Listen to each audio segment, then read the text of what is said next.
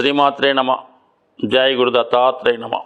ఈ వీడియోలో మనం మేషరాశి వారికి అదృష్టాన్ని కలిగించే గ్రహాలు ఏమిటి, అదే సమయంలో ఇబ్బంది పెట్టే గ్రహాలు ఏంటి, మనకి మహాదశ జరుగుతున్నప్పుడు ఆ దశ యోగిస్తుందా యోగించదా అని తెలుసుకోవడానికి ఈ వీడియో మనం చేయడం జరుగుతుంది. మరి మేషరాశి వారు ఏంటంటే సాధారణంగా వాళ్ళు ఒకే మాటకి కట్టుబడి ఉండడం, వారికి ఏదైనా నచ్చిందంటే ఇమీడియట్గా ఆ కార్యక్రమాన్ని చేయడం జరుగుతూ ఉంటుంది.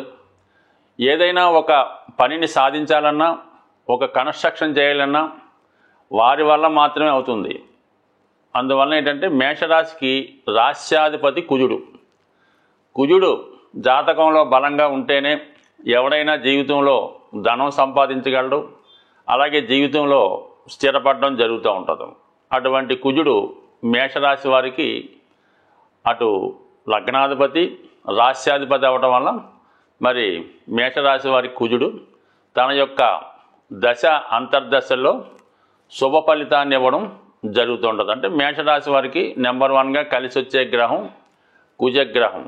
అయితే ఇదే కుజుడికి అష్టమాధిపత్యం కూడా ఉండడం వల్ల నిర్మోహమాటంగా జాతకుడు మంచి మార్గంలో వెళ్ళినప్పుడు మంచిగా తన యొక్క ఫలితం ఇవ్వడం జరుగుతూ ఉంటుంది. అక్రమ మార్గాల ద్వారా, చెడు పద్ధతుల ద్వారా ఇల్లీగల్గా వెళ్ళినప్పుడు ఖచ్చితంగా పనిష్మెంట్ కూడా ఇవ్వడం జరుగుతుంది. అంటే పనిష్మెంట్ ఇచ్చినప్పటికీ కూడా జాతకుడికి జ్ఞానోదయం అయ్యే విధంగా ఆ గ్రహం జాతకుడి మీద ప్రభావాన్ని చూపిస్తూ ఉంటుంది. అంటే మేషరాశి వారికే కాదు, ఏ రాశి వారికైనా కుజుడు ఒక స్ట్రిక్ట్ అయినటువంటి పోలీస్ ఇన్స్పెక్టర్ లాంటి వాడు. మీరు మంచి చేస్తే మంచి ఇస్తాడు, చెడు చేస్తే చెడిస్తాడు. ఇది గమనించుకొని మేషరాశి వారు ఆ కుజుడు యొక్క దశ అంతర్దశల్లో మరి మంచి మార్గంలో వెళ్ళినప్పుడు ఖచ్చితంగా రాణించే అవకాశం ఉంటుంది. దాని తర్వాత రవిగ్రహం అంటే 5వ స్థానాధిపతిగా, కోణాధిపతిగా, మరి పూర్వపుణ్య స్థానాధిపతిగా అత్యంత శుభగ్రహం రవిగ్రహం. రవి బలం ఉంటేనే జాతకుడు స్వతంత్రంగా ఆత్మబలాన్ని కలిగి ఉంటాడు, సుపీరియారిటీ కాంప్లెక్స్ కలిగి ఉండి ఎంత గొప్పవారితో అయినా డీల్ చేసి ఆ కార్యక్రమాన్ని నెరవేర్చగలుగుతూ ఉంటాడు. అంటే మేషరాశి వారు అటు స్వతంత్ర వృత్తిలో రాణించాలన్నా, రాజకీయ రంగంలో రాణించాలన్నా రవి యొక్క బలం తప్పనిసరి. అంటే రవి మేషరాశి వారికి యోగించే గ్రహం కాబట్టి మరి రవి యొక్క దశ అంతర్దశల్లో జాతకుడికి అధికార పదవి రావడం కానీ, తండ్రి గారి ద్వారా వారసత్వంగా అయిన పదవి రావడం కానీ, నేమ్ అండ్ ఫేమ్ రావడం కానీ, వారసత్వ ఆస్తి రావడం కానీ, వారి యొక్క లక్షణాలు, వారి యొక్క క్వాలిటీసు మరి ఈ రవి యొక్క దశలో మేషరాశి వారికి అనుభవంలోకి రావడం జరుగుతూ ఉంటుంది. ఇది ఒక విధంగా రవి కూడా రాజ ప్లానెట్ అవ్వటం కాబట్టి జాతకుడు నిజాయితీగా వెళుతున్నప్పుడు మాత్రమే జాతకుడికి ప్రగతి రావడం జరుగుతూ ఉంటుంది. ఏమాత్రం చట్టానికి వ్యతిరేకంగా అంటే ప్రభుత్వానికి చెల్లించవలసినటువంటి పన్నులు, ట్యాక్సులు ఎగ్గొట్టడం, అలాగే నిజాయితీగా అంటే చట్టానికి వ్యతిరేకంగా ప్రవర్తించడం వల్ల రవి దశలో కూడా జాతకుడు శిక్షించబడడం జరుగుతూ ఉంటుంది. అంటే మన యొక్క ఈ రాశి చక్రంలో ఈ నవగ్రహ ప్లానెట్స్ అంటే రవి ఏమో రాజు లాంటి వాడు. అందుకని కంపల్సరీగా రాజు తప్పు చేస్తే శిక్షించవలసిందే కాబట్టి తన దశలో అయినా అంతర్దశలో అయినా ఎటువంటి మొగమాటం లేకుండా చెడ్డ పని చేసిన వారికి శిక్షించడం జరుగుతుంది. మంచి పని చేస్తే మాత్రం ఖచ్చితంగా వాళ్ళు అందరం ఎక్కుతారు. అదే కుజుడు సైన్యాధ్యక్షుడు. సైన్యాధ్యక్షుడు అంటే ప్రస్తుతం ఉన్నటువంటి లా అండ్ ఆర్డర్ అన్నమాట. ఇది కూడా సేమ్ అంతే. కాబట్టి మేషరాశి వారు కంపల్సరీగా యోగించే గ్రహాలు అయినప్పుడు కూడా రవి దశలోను కుజ దశలోను నిజాయితీగా స్వచ్ఛంగా ఉన్నప్పుడు మాత్రమే రాణించగలుగుతుంటారు. ఇక వీరికి అనుకూలించే 3వ గ్రహం మరి గురుగ్రహం. భాగ్యాధిపతిగా ఈ రాశి వారికి జీవితంలో స్థిరాన్ని ఇచ్చే గ్రహం గురుగ్రహం.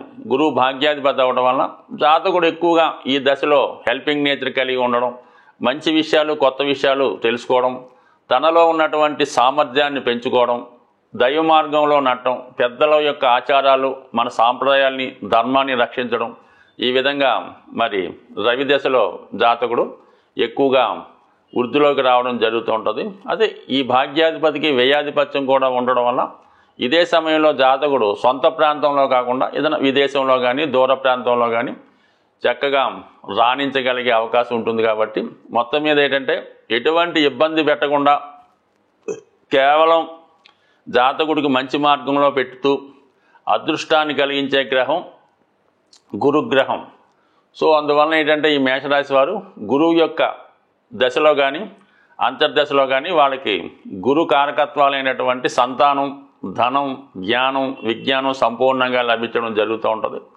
మరి కామన్గా ఈ ఉంగరాలు రత్నధారణ మీద ఇంట్రెస్ట్ ఉన్నవాళ్ళు ఈ 3 రత్నాలు కూడా ధరించవచ్చు. అంటే పగడం ధరించవచ్చు, కెంపు ధరించవచ్చు, అలాగే కనక పుష్యరాగం కూడా ధరించవచ్చు.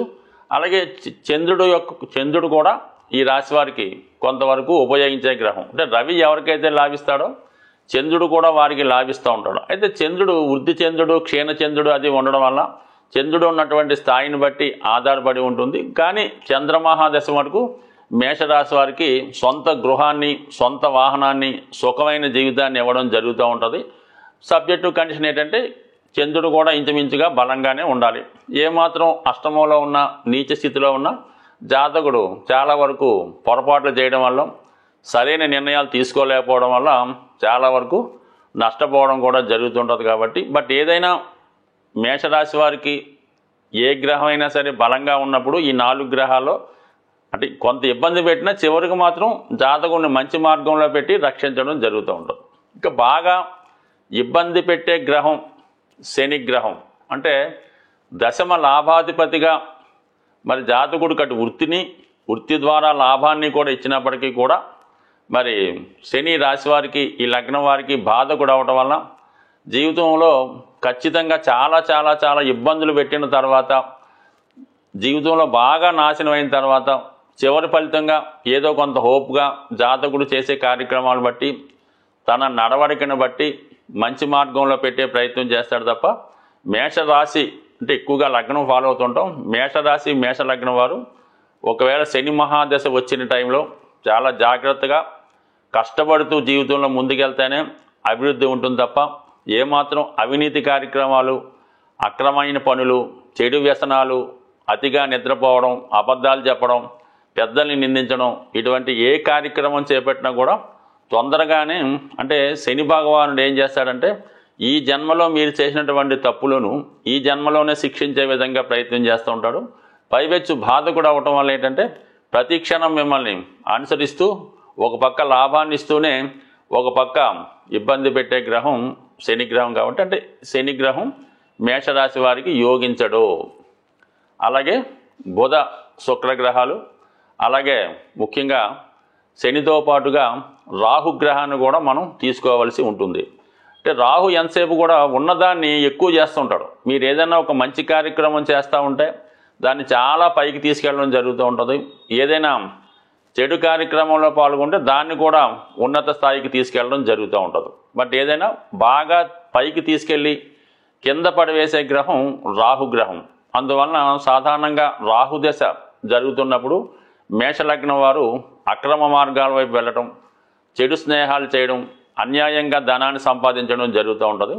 అయితే కొన్ని వృత్తుల్లో ఉన్న వాళ్ళకి సినిమా రంగం, సాఫ్ట్వేర్ రంగం, బ్లాక్ మార్కెట్, విష పదార్థాలు, మందులు తయారు చేసే వాళ్ళకి చాలా వరకు రాహుదశ యోగిస్తుంది. ఇంచుమించుగా లిక్కర్ పరిశ్రమ అంతా కూడా రాహుదశ జరుగుతున్నప్పుడు వాళ్ళకి బాగా యోగిస్తూ ఉంటుంది. అయితే చివరిలో మాత్రం ఖచ్చితంగా అది పనిష్మెంట్ ఇచ్చి ఏదో ఒక జైలు జీవితమో, అజ్ఞాతవాసమో, దీర్ఘకాలమైనటువంటి వ్యాధిలోకి నెట్టివేయడము జరుగుతుంటుంది. కాబట్టి ఎక్కువగా ఈ మేషరాశి వారు, మేషలగ్నం వారు రాహుదశ శని మహాదశలో జాగ్రత్తగా వ్యవహరించవలసి ఉంటుంది.